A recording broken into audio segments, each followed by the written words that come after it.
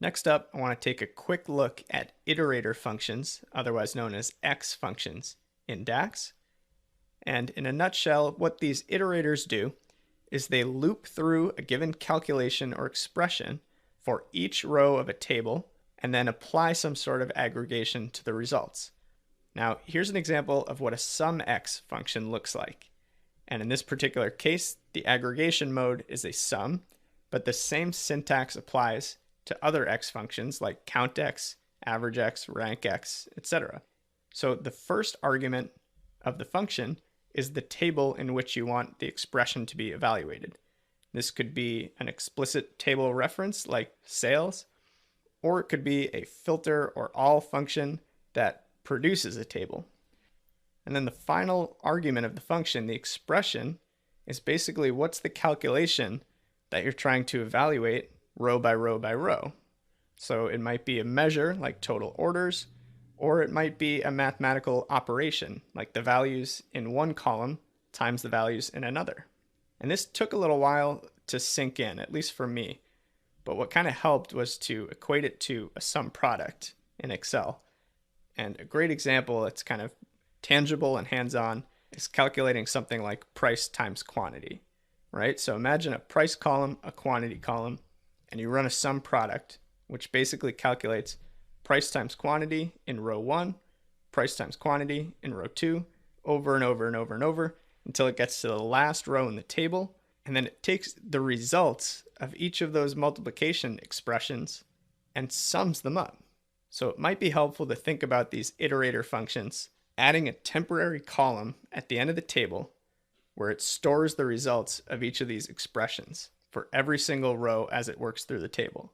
And then once it reaches the end, the final row in the table, it aggregates the values in that temporary column based on whatever function it is. If it's a SUMX, it takes the sum of those results. If it's a COUNTX, it counts the results. If it's a RANKX, it determines ranks based on those results, and so on. So that's how these iterators are really working. And to show you an example, what I'd like to do is head back to our AdventureWorks report and try to recreate that revenue column that we had generated with calculated columns and see if we can convert that into a measure using this SUMX function. All right, so open up your Power BI report and head to the Data tab. You want to head to your sales table specifically, and you should see this retail price and revenue column. And these columns were created during the calculated column demos. For retail price, we used related, and for revenue, we simply multiplied the values in the retail price column by the order quantity column. And then as a result, we were able to create a measure for total revenue that equals the sum of that new revenue column. So there's nothing wrong with that. It's not incorrect. We're getting the proper values and it's working just fine. Our table and our data set is small enough that really there's no noticeable impact whatsoever to file size or to speed or anything like that. But if we were perfectionists and we were trying to build the leanest, most efficient possible model that we could, we would try to replicate both of these columns as a measure so that we're not actually stamping redundant data here in the table. So let's see if we can make that happen. I'm going to go back to the report view because we're going to play with our matrix a little bit. And to set up our view, let's keep this view showing category names, but let's just show the quantity sold and the total revenue.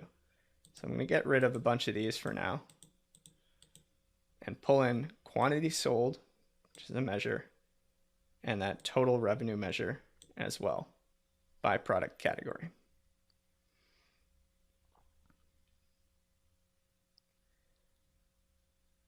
Now let's go ahead and add a new measure in our sales table.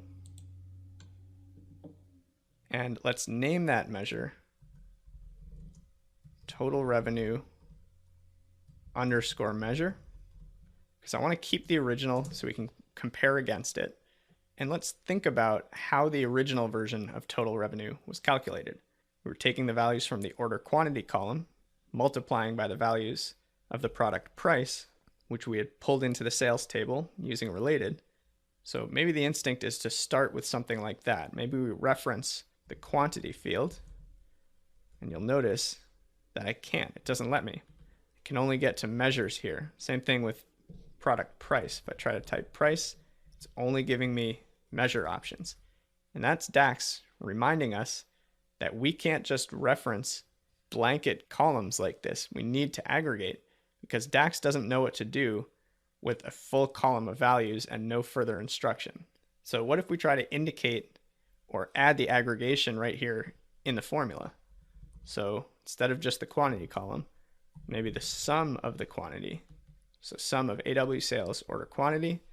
It lets us do that. So that's a good start. And let's multiply that maybe by the sum of the product price. You know, if we have to identify some sort of aggregation, maybe that would make sense. So press enter and lock that in. And it seemed to calculate fine. So let's grab this second version, total revenue, pull it into our matrix, and things look totally out of control here. This is telling us that products in the clothing category were sold 12,436 times, total quantity sold, and that generated a revenue of over $22 million, which, just doing the math, means that the average price for a piece of clothing is almost $1,775. So something seems a little bit off there. And as you look at the formula, it's pretty clear that the issue is with our product price field, because we are summing product prices together, which doesn't make any sense at all. We could try to change this to something like an average and probably get a little bit closer. Press enter. So we're at least in the realm of something reasonable, but these numbers are not correct.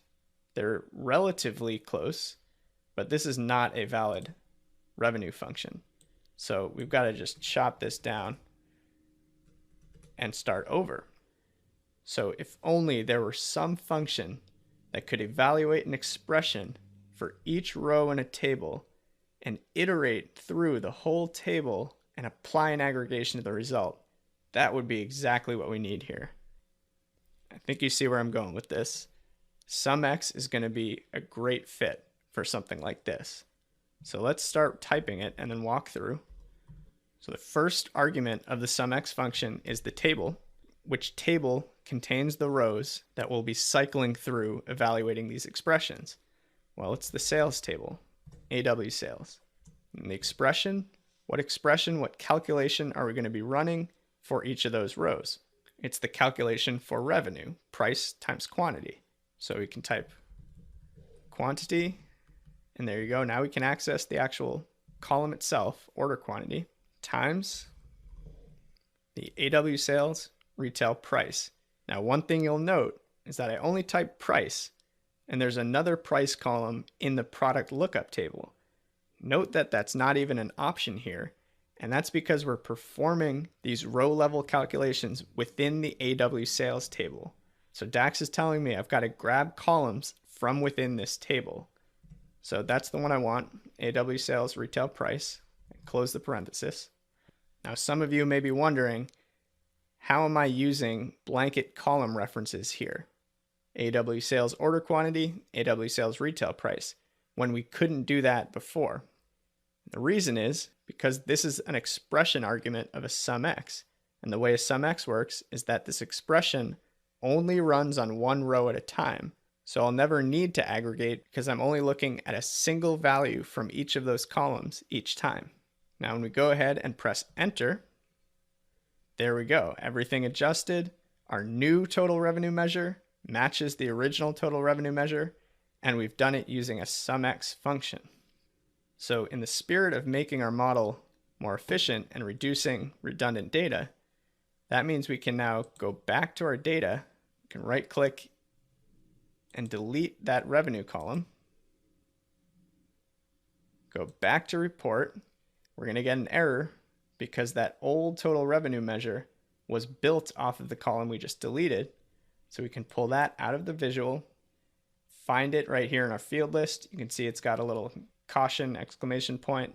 You can right click, delete it, and there you go. Our total revenue measure using SUMX is still here, still correct, still fully functional, and we've eliminated an entire column of extra data. And now if you want to get really crazy, we can eliminate one more column as well. And I'm going to give you a hint at how we can do that. Looking back at our data sheet, this retail price, remember we pulled this in with related? We can follow this same logic, but embed it or nest it inside of that SUMX that we just wrote, instead of pulling the column in here and then referencing it from within the sales table. So let's go back. I'll show you what that looks like. Total revenue measure, which we can now just call total revenue because the other one's gone. And so SUMX, AW sales, order quantity. Now I told you that we had to pull columns from within that sales table, but I kind of lied.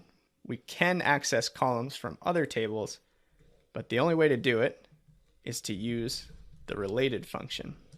So just like we pulled a related field into the table itself, we can access values from a related field inside of a SUMX. And that related field is the product price.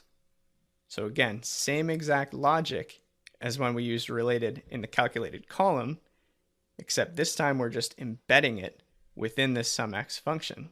And we press enter. Values still hold.